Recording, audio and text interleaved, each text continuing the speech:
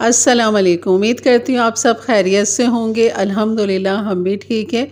और यहाँ मैं आज आपको बनाना सिखाऊंगी शलजम चिकन का सालन। और क्योंकि शलजम के फ़ायदे मैंने आपको पिछली रेसिपी में बताए थे, जब मैंने शलजम का अचार डाला था, पानी वाला अचार। तो ये शलजम मेरे पास और रखे हुए थे, तो सोचा क्यों ना इसकी भी रेसिपी आपके साथ शेयर कर लूँ कि हम चिकन के साथ इसकी ग्रेवी वाला सालन कैसे बनाते हैं, यानी कि मैं कैसे बनाती हूँ। तो बिल्कुल बनाइए मेरे अंदाज से, मेरे तरीके से, यही मज़ेदार सी रेसिपी। चलिए बनाना शुरू करते हैं।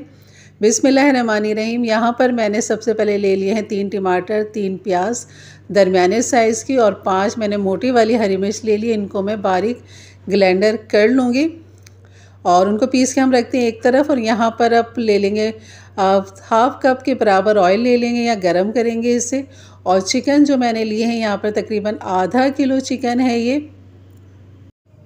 तो यहाँ पर सबसे पहले हम चिकन की यहाँ पर भुनाई कर लेंगे गरम ऑयल के साथ। अभी हमने कोई गरम मसाला साबुत कुछ भी नहीं डालना।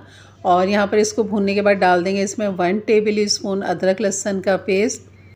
तो बस यहाँ पर अब अदरक लहसुन के साथ हम करेंगे इसकी भुनाई, ताकि अदरक लहसुन का जो कच्चापन है वो भी दूर हो जाए और चिकन भी हमारी खूब अच्छी सी भुन जाए। यहाँ पर जैसे कि आप देख रहे हैं कलर चेंज हो जाए चिकन का।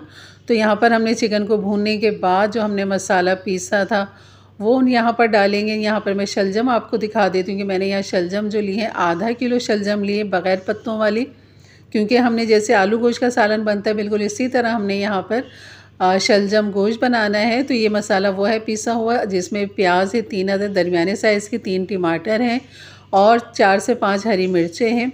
और जग को भी मैंने खंगाल कर डाल दिया इसमें, क्योंकि हमने कुछ चीज़ ज़ाया नहीं करनी। तो बस यहाँ पर डाल देंगे इसे। और मुझे लग रहा है कि थोड़ी सी ग्रेवी इसमें ज़्यादा हो रही है, और चिकन को भूनते भूनते जो है ग्रेवी को मतलब ड्राई करते करते चिकन कहीं मतलब ज़्यादा गल ना जाए, क्योंकि चिकन बहुत जल्दी पक जाती है। तो मैं अभी फ़िलहाल इसको यहाँ से निकाल लेती हूँ, क्योंकि चिकन को तो हम भून चुके हैं अदरक लहसुन के साथ। तो इसको मैं निकाल लूँगी। मसाला जब थोड़ा सा भुनाई की तरफ आएगा तब मैं चिकन डाल के इसको भून लूँगी, क्योंकि जब शलजम डालने हैं तब भी चिकन को पकने का टाइम मिलेगा। तो इसलिए आप निकाल लें तो वो ज़्यादा बेहतर है। तो यहाँ पर ड्राई मसाले डाल देंगे, हमारे नॉर्मल जो मसाले होते हैं घर के। लाल मिर्च 1 टीस्पून, हल्दी हाफ़ टीस्पून, और पिसा हुआ धनिया 1 टीस्पून, नमक डाल देंगे 1 टीस्पून। और इसके साथ हम करेंगे इसकी भुनाई। पर जैसे इसकी ग्रेवी का पानी थोड़ा सा कम होता है तो फिर मैं यहाँ पर चिकन भी डाल दूँगी। और मैं ढक देती हूँ इसे चमचे के साथ, ताकि पानी ड्राई हो जाए। और बीच में मैंने ये चिकन डाल दी थी। तो यहाँ पर मैंने चिकन डाल दी थी जब थोड़ा सा मसाले का पानी ड्राई हो गया था। तो बस इतना है कि चिकन को अब हम यहाँ पकाएंगे तो चिकन गल भी जाएगी, मसाला भी खूब अच्छा सा भुन जाएगा। तो बस यहाँ पर चिकन डाल के अब इसको मैं 5 मिनट के लिए ढक दूँगी, ताकि चिकन जो है वो गलावट की तरफ आ जाए। सिर्फ आपने 5 मिनट देना है, क्योंकि भुनाई भी हम पहले कर चुके हैं इसकी। और यहाँ पर इसको 5 मिनट हो चुके हैं। तो बस अब मैं करती हूँ इसकी भुनाई। यानी कि आप देख रहे हैं ऑयल बिल्कुल अलग होने लगा है, मसाला इसका अलग है, ऑयल अलग है। तो ये कंडीशन होनी चाहिए मसाले की। तो और यहीं पर आपने इसकी फिर मज़ीद भुनाई करनी है। और यहाँ पर मैं पिसा हुआ गरम मसाला भी डाल दूँगी, यहाँ पर 1 टीस्पून। और ये मैंने शलजम यहाँ पर काट लिए हैं, जैसे कि आपको नज़र आ रहा है।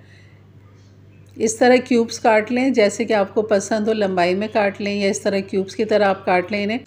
तो बस हमारी चिकन जो है मसाले के साथ खूब अच्छी सी भुनाई की तरफ आ चुकी है, भुन चुकी है। तो बस अब ये जो हमने शलजम काटे हैं ये अब हम इसमें डाल के 2 मिनट के लिए इसको भूनेंगे यहाँ पर। तो 1 टीस्पून आपने पिसा हुआ गरम मसाला भी यहीं डाल लेना है इसी चिकन की भुनाई के दौरान। और यहाँ पर फिर अब डाल देंगे यहाँ पर, तो मैंने शलजम जो काट के रखी थी वो यहाँ पर डाल देंगे।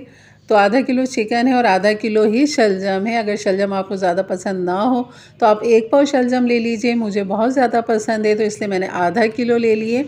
और इसको यहाँ पर थोड़ा सा भूनना है हमने 2 से 3 मिनट के लिए।